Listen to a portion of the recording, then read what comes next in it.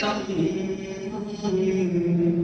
కరతలే వేణు కరే కంకణం సర్వాంగే హరిచందనం చకరం కంఠే చ ముక్తావళీ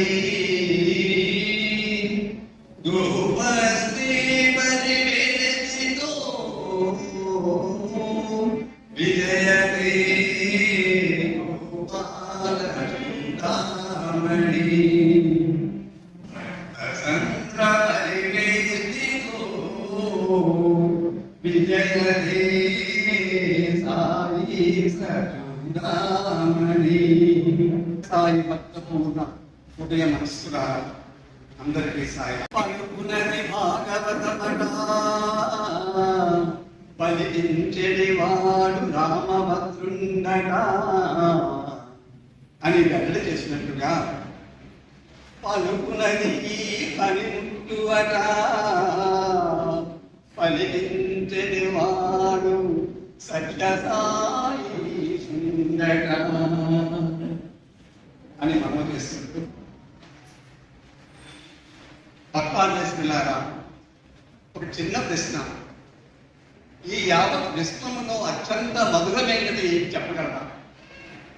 పదార్థము కాదు, మనసుతో అనుభూతించేది ప్రేమ. ఆ ప్రేమను ఇంకా ఇంకా లోతుగా వెళ్తే తల్లి ప్రేమ.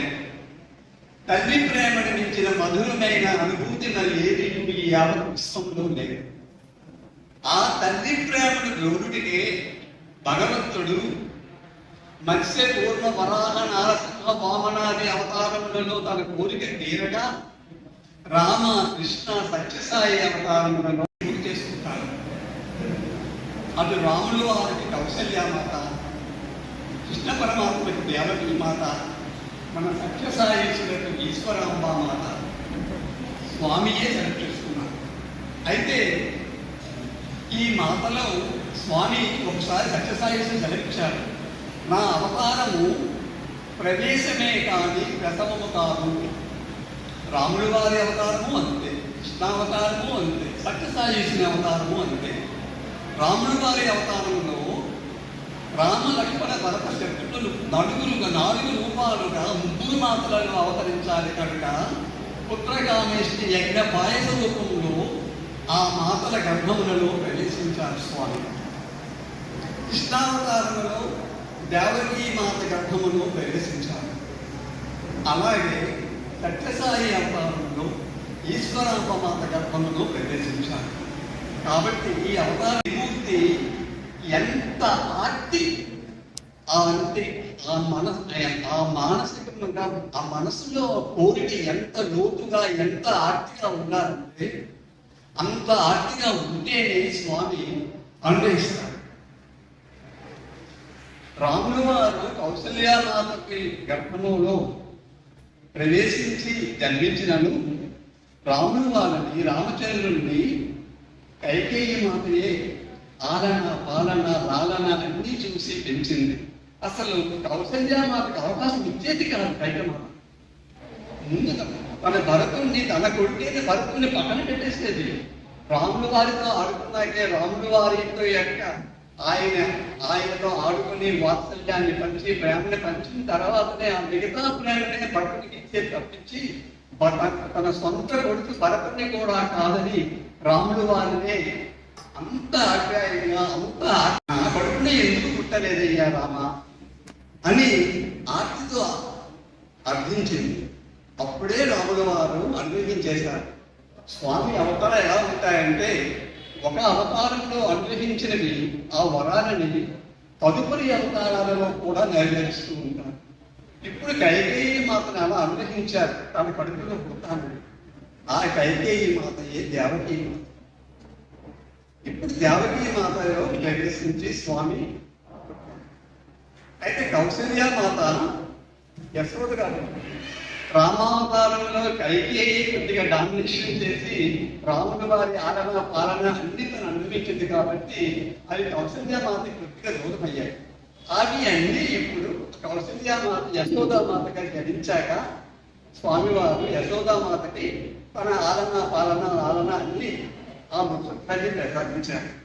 ఇప్పుడు నేను ఆత్మీయత ఎందుకు వామనావతారంలో బలిచక్రవర్తి యొక్క యజ్ఞవాటికలోకి శ్రీహరి వామనావతార రూపంలో ప్రవేశించినప్పుడు ఎంత ముగ్ధ మనోహరంగా ఉన్నాడంటే 8 ఏళ్ల బాలకుడిగా ఉన్నాడు. అప్పుడే ఉపనయనం చేసుకుని వచ్చాడన్నాడు స్వామి. అంటే సజ్జోగత్వంలో జనించాడు వామనుడు. అయితే ఆ పక్కనే బలిచక్రవర్తి యొక్క కుమార్తె రత్నమాల ఉన్నారు. ఆవిడ స్వామిని చూసి వామనుడిని చూసి ఎంతగా మనసుతో మురిసిపోయిందంటే, ఇతను నా బిడ్డగా ఉంటే నేను శిశువుగా నా గుండెలకు హత్తుకొని పాలించేదాన్ని అని మురిసిపోయిందన్నమాట. ఆ కోరిక కలిగింది. అప్పుడే స్వామి ఆమె వైపు దీగంగా చూసి తదాస్తు అనేసారు. ఆ తరువాత యజ్ఞం పూర్తయిన తర్వాత అందరికీ దానాలు ఇచ్చినప్పుడు 3 అడుగుల దానం పేరు బలిచక్రవర్తిని పాతాళములకు పంపినప్పుడు ఆ రత్నమాలకు ఇంతకు ముందు అలా కోరుకున్నది, కానీ ఇప్పుడు అయ్యో ఇలా చేశాడు, ఇలా ఇతనికి పాలిస్తాను అనుకున్నాడే, విషయం పాలించి చంపిస్తాను అలా ఆ భావన కలిగింది. అప్పుడు కూడా స్వామి తదాస్తు అన్నారు. ఆ 2 కోరికల్ని స్వామి తీర్చారు. కృష్ణావతారంలో ఆ రత్నమాలయే పూతనగా అవతరించింది. పూతన స్వామివారికి చనుబాలిచ్చింది, విషం పాలిచ్చింది. స్వామివారికి పాల్గొనడం అంటేనే ఒక మహద్భాగ్యం. అయితే ఆవిడలో చిన్న చెడు కోరిక విషం పాల్గొంది కాబట్టి ఆవిడ తన మోక్షం కూడా ఇచ్చేశారు స్వామి. ఇప్పుడు నేను ఏం చెప్తున్నానంటే, ఇప్పుడైతే భగవంతుడు ఇన్ని అవతారాలు దాల్చున్నారు. ఎందులో అయినా సుఖపడ్డారని రామావతారంలో ఎన్ని కష్టాలు పడ్డారు స్వామి, కష్టాలే. సత్యసాయి అవతారంలో బట్టి సుఖపడ్డారా స్వామి. గాజులతో నీళ్ళ గాజులతో బిందులు నీళ్లు మూసారు. తనని తానే శివీ సాయిని, తానే దైవాన్ని అని ప్రకటించుకున్నప్పుడు అది నమ్మక తండ్రి అన్నగారు ఇద్దరు మూతబలిని తీసుకున్నప్పుడు స్వామి శారీరకంగా ఎంత బాధించడం జరిగింది. ఎందుకండి అంత కష్టాలు పడాలా స్వామి? రాముల వారు కానీ, కృష్ణుల వారు కానీ, సత్యసాయి కానీ అంత కష్టాలు పడాలా? ఎందుకు పడ్డారు? మన కోసం, మనల్ని దుష్టుల నుంచి, అధర్మం నుంచి కాపాడి మనల్ని ధర్మ మార్గంలో మనల్ని ధర్మభక్తులుగా మార్చి మనకి మోక్షాన్ని, కైవల్యాన్ని ప్రసాదించేందుకే స్వామి ఇలాగ అవతరిస్తూ ఉన్నారు. పనిలో పనిగా అవతరించినప్పుడు తన కోరిక కూడా తీర్చుకున్నారు.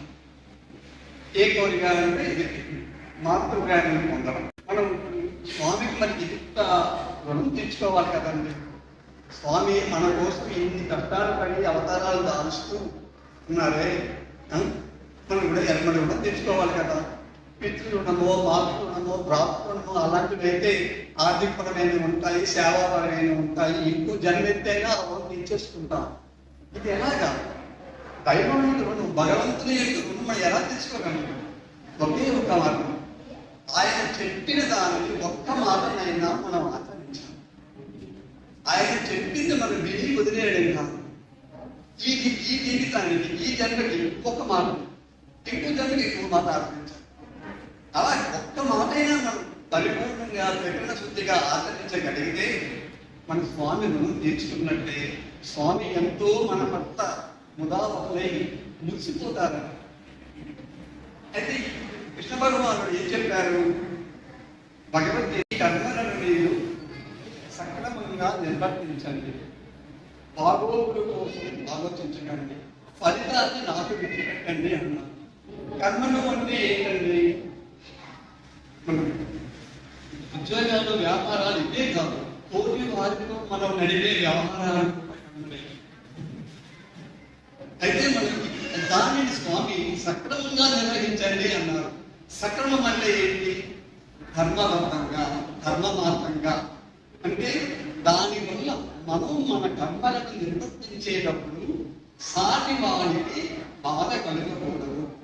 అంటే మనం ఇతరులకు బాధించకుండా మన కర్మలను మనం నిర్వహించాలి ధర్మబద్ధంగా.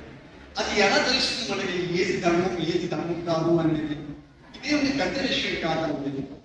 ధర్మం తెలుసుకోవాలి అంటే మనకి దీనికోసం మన గురువుని ఆశ్రయించినట్టు లేదు. ఎవరి అంతరంగమే వాళ్ళ గురువు. నా అంతరంగం మీరు ఒక పని ఏదో ఒక వ్యక్తితో మీకు చిన్న మాట వచ్చింది, అప్పుడు మీకు ఆవేశం కలిగింది. అప్పుడు ఒక్కసారి ఊహించుకోండి, మీ అంతరంగాన్ని మీరు ప్రశ్నించుకోండి, ఏం చేయాలి నేను ఇప్పుడు? అతను ఇలా అన్నాడు, నేను ఏం చేయాలి? అలా మీరు ఆలోచించేటప్పుడు మీరు ఎప్పుడైతే మీ మనసును మీరు ప్రశ్నించుకున్నారో, మీ అంతరంగాన్ని మీరు ప్రశ్నించుకున్నారో, మీకు అతని స్థానంలో ఉండి ఆలోచించాలి అనే ఒక ఐడియా మీకు స్ఫురణలోకి వస్తుంది. అది మీరు స్ఫురిస్తారు. దీన్ని ఇంగ్లీష్లో stepping in to the shoes of others అంటారు. అంటే మనని మనము ఎదుటి వారి స్థానంలో ఊహించుకోవాలి. పరకాయ ప్రవేశం అంటారే, పరకాయ ప్రవేశం అంటే శరీరం, ఈ శరీరం విడిచిపెట్టి ఆ శరీరంలోకి వెళ్ళడం అది కాదు.